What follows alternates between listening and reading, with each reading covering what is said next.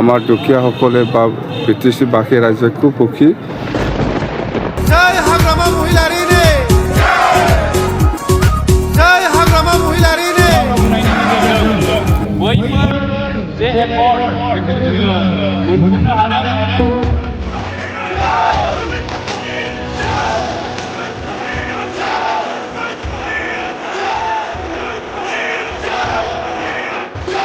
মুখ্যমন্ত্ৰী ডক্টৰ হিমন্ত বিশ্ব শৰ্মা ডাঙৰীয়াৰ নেতৃত্বত LSC ৱাইছত আগৰ বাকী থকা পুৰণা যিটো PMAY যিটো ঘৰ, সেইটো আজি বেনিফিচিয়াৰীসকলক ঘৰ বিতৰণ কৰাৰ যিটো সভা, এইটো আমাৰ CM ডাঙৰীয়াই পলাশবাৰী বা বকত উপস্থিত থাকি চেণ্ট্ৰেলি অপেনিং কৰি দিলে। আৰু আমি গোসাইগাঁও LSC হিচাপে আমি এই LSC ভিতৰত যিখিনি বেনিফিচিয়াৰী আছে সিহঁতৰ কাৰণে আমি মুকলি কৰিবৰ কাৰণে আমাক দায়িত্ব দিছে। অসম চৰকাৰে মই আহি পেলাই এই কাৰ্যসূচীটো উদ্বোধন কৰি দিছোঁ। অসম চৰকাৰ বা ভাৰত চৰকাৰৰ উদ্যোগত বহুত আঁচনি আছে, আপোনালোকে শুনিছে। মুঠতে ভাৰত চৰকাৰ বা অসম চৰকাৰে যিখিনি গৰীব দুখীয়াসকলৰ কাৰণে যিখিনি আঁচনি লৈ পেলাই কাম কৰি আছে, এইটো আমাৰ কাৰণে খুব গৌৰৱৰ কথা যে অসমবাসী ৰাইজে নিশ্চয় সন্তুষ্ট। চৰকাৰে যিখিনি দায়িত্ব লৈ পেলাই কাম কৰি আছে, তো আমাৰ BTC অঞ্চলতো আমাৰ দুখীয়াসকলে বা BTC বাকী ৰাইজে খুব সুখী। আজিৰ যিটো প্ৰগ্ৰাম, সেইটো 15টা সমষ্টিত যিটো প্ৰগ্ৰাম হৈছে সেইটো লৈ, তো বাকী আমাৰ অৰুণোদয়ৰ কথা, সেইটো অহা 12 তাৰিখত কোকৰাঝাৰ জিলা হিচাপে আমাৰ চিফ মিনিষ্টাৰ ডাঙৰীয়া আহিব অৰুণোদয়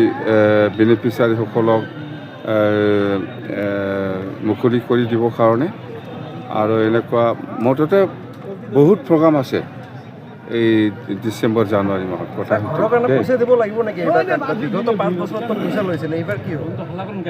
নাই, এইটো পইচাৰ কোনো কথাই অহা নাই। CM ডাঙৰীয়া অলৰেডি কৈছে যে যিসকলে বেনিফিচিয়াৰীৰ ওপৰত পইচা লৈ পেলাই ঘৰ বনোৱাৰ যিটো প্ৰচেষ্টা চলাব, এইসকলৰ ওপৰত অফিচিয়েলি পানিছমেণ্টটো থাকিবই। আৰু আমিও ল'ম, অকল CM ডাঙৰীয়া নহয়, BTC অঞ্চলত আমি চাম। কথা সেইটোৱে দে হ'ব।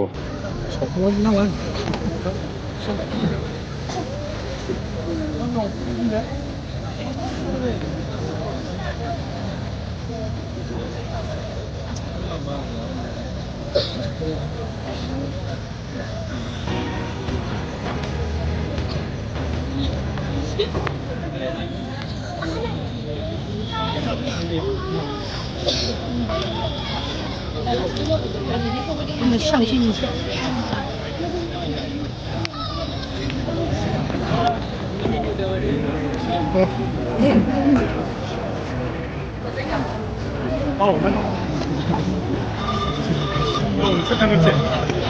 Kali itu penyelenggaraan dari ini alat kita menjelaskan alat kita ditambah ada festival yang ada di Singapura baik. जोंनि बर' हारिनि हामोनथायनि थाखाय जुजिबोनाय आरो खौसेयै जुजिबोनायनि गेजेरजोंनो जोंनि बर' हारिखौ दिनैनि बे अबस्थासिम मोनफैहोनाय दुलाराय बर' फरायसा आफादा इयुनावबो खामानि मावलांबाय थानांगोन खौसेथिनि गेजेरजों। जे जोङो नुबोदों जे दुलाराय बर' फरायसा आफादा गावनि हारिनि थांनायनि थाखाय जोनोम जानायनिफ्राय फैबोनानै मोनसे समावहाय BSC एकर्ड जाबोदों, बेनि उनावहाय BTC एकर्ड आरो दिनैहाय BTR एकर्ड जाबोबाय। बै समाव जोङो खौसेनि गेजेरजोंनो जोङो सारा आसाम सोमावसारनायनि गेजेरजों बैफोर जे एकर्ड बेखौ जोङो मोनफुंनो हादों। आरो बै सोमावसारनायनि गेजेरजों जोङो गोबां बर' हारिनि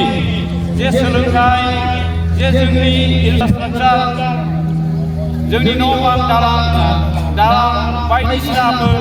आरो जोंनि समाजारि बिथिङाव माखासे गोबां खहा जाबोदों जोङो जोंनि खामानिखौ मोननो थाखाय जोङो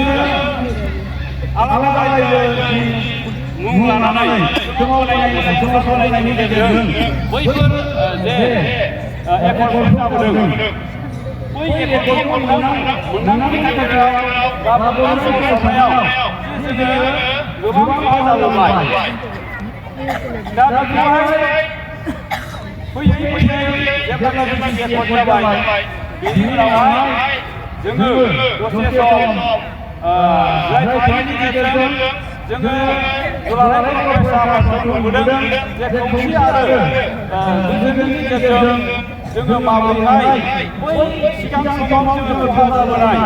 जे जोङो सोलोंथाइ फारसे राजखान्थि फारसे बा समाज बिथिं फारसे जे जोङो खहा जाबोदोंमोन बैफोरखौ जोङो सुफुंनो थाखाय बा जोङो गुबुन हारिफोरजों समानै दावगालांनो थाखाय जोङो सोलोंथाइनि फारसे खामानि मावदोंमोन 2009 मायथाइयाव सोलोंथाइ बोसोर हिसाबै फोसावनानै जोङो सारा जोंनि आसामावनो बर' सुबुंफोर बा बर' फरायसाफोरखौ सोलोंथाइयाव जोङो जाहाथे जौगाहोनो हायो बिनि थाखाय सोलोंथाइ बोसोर हिसाबै फोसावनानै सोलोंथाइनि बिथिङाव जोङो हाबाफारि लाबोदोंमोन जायनि गेजेरजों जोङो दिनैनि बे अबस्थासिम बा सोलोंथाइयाव जोङो एसेबाबो दावगाबोनो हादों जोङो सोलोंथाइनि बैफोर दावगाखांनायनि गेजेरजोंनो दिनैहाय जा एसे सोरबा IAS सोरबा IPS बा माखासे साख्रि बाख्रिफोरखौ जोङो मोननो हाबोदों आरो दिनैहाय एसे जौगानायनि जे लामायाव जों आवगायबोबाय बियो जोंनि गोजोन आरो खौसेथिनि लामाजों आगान सुरनायनि थाखायनो जोङो बेफोरखौ एसेब्लाबो आवगायबोनो हादों आरो जोङो इयुनाव जौगाबावनांगौब्ला जोङो गोब्राब नाजानाय आरो जोङो जोंनि समाजाव खौसेथि गोनां जागोन सान्थिनि गेजेरजों जोङो बैफोर जे आन्दलनफोराव सोमावसारनायाव खहा जाबोदोंमोन बेखौ जोङो फोजोबस्रांनो लानो हागोन बेनि थाखायनो दुलाराय फरायसा आफादा जेब्लायबो सान्थिनि गेजेरजों खौसेथिनि गेजेरजों जोंनि बर' हारिनि लामाखौ जोङो जेब्लाबो फोथांनानै लाखिनो थाखाय जोङो नाजाबोदों दा जोङो दिनैनि समावबो जोङो जौगालांबाय थानायनि बा जौगागासिनो बेबायदि अबस्थायावसो दङ जोङो गुबुन गुबुन हारिनिफ्रायबो बिथांमोनजों समान थांनानै थानायसिम जोङो दिनैबो जानो हायाखै बिनि थाखायनो जोङो बयबो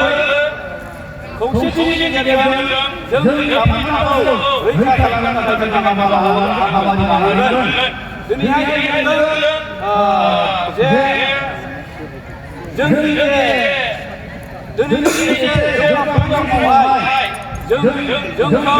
माखासे जौगानाय हारिफ्रा नुनो मोनदों आरो बिथांमोना जोंखौ खालामनायनि जे कौशल माखासे बाहायदों जों दिनैहाय दिनैनि थासारि जों बेफोरबायदि नुनो मोनो जोङो बयबो जोंनि फरायसा बिथांमोन जोंनि गारजेन बिथांमोन जों बयबो गुबुन जौगानाय हारिफोरखौ बैसाराव खोख्लैनो नाजादों बयबो जौगानायनि थाखाय जेब्लायबो खौसे जानांगोन जेरैहाय जों एसे जौगानायनि थाखाय जोङो एसे गोजोननाय जोंनि माखासे न' बां माखासे लामा दालां जे जोङो बैफोरखौ जोङो जौगानायनि फारसे जोङो थांबाय थानायखौ नुनानै बिथांमोनहा दिनै जोंनि जे मोन्थाय जे हानि मोन्थाय जे जोंनि सोलोंथाइनि मोन्थाय जोंनि राजखान्थि मोन्थाय बिथांमोनहा बेखौ फोजोबस्रांनायनि मोनसे कौशल जोङो नुनो मोनबाय थादों बेनो जाहैबाय बिथांमोना जोंनि जे जोङो जायनि थाखाय जोङो जोंनि थामोनथायनि थाखाय जोङो खामानि मावनो हादों जे दिनैहाय जोङो एसटि हिसाबै जोङो जे फरायनायाव जोङो एसेल' मार्कसनि गेजेरजोंनो मोजां इन्जिनियार कलेज बा डक्टर इन्जिनियार एपिएससि एससि बायदिसिना साख्रिफोरनि आर्मि खारनाय बायदिसिना फिसा फिसा साख्रिफ्राव जोङो दिनैहाय मोननो हादोंमोन बेखौ बिथांमोनहा मेगन सानानै दिनै फोजोबस्रांनायनि मोनसे जे खैसा खालामदों बेनिफ्राय जोङो बारग'नो थाखाय जों बयबो खौसे जानांगोन बिथांमोनहा दिनैहाय जौगानाय हारिफ्रा आरो बेसेबांबा बुरजा थानाय हारिफ्रानो दिनै एसटि जे बिदों बिथांमोननो जुदि जोङो एसटि होनाय गभर्नमेन्टआ जुदि बिथांमोननो एसटि होयोब्ला जोङो बिथांमोनजों जोङो दिनैनि बे समावहाय जौगाफुनाय जे हारिफ्रा बैसोर जौगाखानाय हारिफोरजों फेर फाथिनानै जोङो जुजिलांनांगौ बा जोङो सारभाइभ जागोन थांनानै थागोन जोंनि थामोनथाया थागोन जों बेखौ जों माब्लाबाबो साननो हाया बेनि थाखायनो जोङो गासैबो थाखोनि जोंनि बर' बिमा जोंनि बर' फरायसाफोर जोंनि जायखि थाखोनि राजखान्थिगिरियानो जाथों बेवहाय जेखि धर्मनि मानसियानो जाथों जेखि समाजनि बिबानाव थानाय मानसिफ्रानो जाथों जोङो बैफोरखौ गारनानै जोङो इउनिटि जानांगोन इउनिटि इन डाइभारसिटि जोङो जेखि जायगायाव थाया मानो जोङो जोंनि गुबै जे थांखि जे जोंनि थामोनथानि थाखाय जाय बिथिङाव जोङो खोमानानै लायोबा जोङो इयुनाव जोंनि राजखान्थि जोंनि समाजखान्थि जोंनि हा हुनि मोनथाय गासैबो गोमालांगोन बैफोरखौ जोङो बयबो साननांगोन आरो जोङो मोजाङै सिन्था खालामनानै जोंनि बिमा बिफाफ्राबो जोंनि इयुन जोलैफोरखौ थार लामाजों दैदेननायनि बोसोनखौ होनांगोन आरो दिनैनि मुगायाव फरायसाफ्रा गाव गावनो कलेज इउनिभार्सिटियाव फरायनाय बिथांमोनहा बुजिनो हानाय आरो साननो हानाय आरो बिथांमोनहा गोबां साननो हानाय इनफरमेसनखौ दिनैहाय इन्टारनेटनि गेजेरजों मोनो आरो बिथांमोनहा दिनैहाय बुजिनायनि गेजेरजों गाव गावनि मोनथायखौ जाहाथे खोमानाङा बेनि थाखाय जों नुनो मोनदों जोंनि फरायसा बिथांमोनाबो दिनैहाय सांग्रां जादों आरो जोंनि फरायसा बिथांमोनाल' सांग्रां जाबा जानाय नङा जोंनि बिमा माहारिनि बिमा बा बिफाफ्राबो सांग्रां जानांगोन मानोना जों सासे फिसाखौ खालामनानै फेदेरनानै बिथांमोननि इयुनखौ जोङो जाहाथे मोजां जायो जों बेखौ हास्थायो आरो जोङो बिथांमोनहा जाहाथे बैफोर खैसाराव गोलैनाङा आरो जोङो जायबायदि मानसिखौ हेफाजाब खालामबा जोंनि इयुना मोजां लामाजों बा बर' माहारिया गावनि थामोनथायनिफ्राय माब्लाबाबो जानगाराव थानाङा बैफोरबायदि सुबुंखौ जोङो जेब्लायबो मदद खालामबाय थानांगोन दिनैहाय दुलाराय बर' फरायसा आफादा सिगाङाव थानानै जोंनि हारिनि हेंथा जाय बिथांमोनहा एसटि बिजाथि दं बिथांमोनखौ होबथानायनि जे हाबाफारिफोर लादों बैफोराव जोङो जोंनि गासै थाखोनि गासै समाजनि सुबुंफ्रानो जेखि जायगायाव थाया मानो राजखान्थियाव था नोङो हारिमु था जेखि जायगायाव थाया मानो जोङो जोंनि बे इस्युआव बयबो बारसोमनांगोन होननानै आङो दिनैनि बे गोजोन आरो खौसेथिनि जे केन्डेल लाइटिंनि गेजेरजों संग बिबुंथि होनाय बेखौ फोजोबनायनि सिगां आङो खनसेबाव जोंनि माहारिया जाहाथे जोंनि इयुननि थाखाय बा जोंनि थामोनथानि थाखाय थांनानै थानायनि थाखाय जोङो जुजिलांनो हायो बेनि थाखाय आं इसोरनाव आर'ज गाबनानै आंनि सुंद' बिबुंथिखौ एसेयावनो दोनबाय।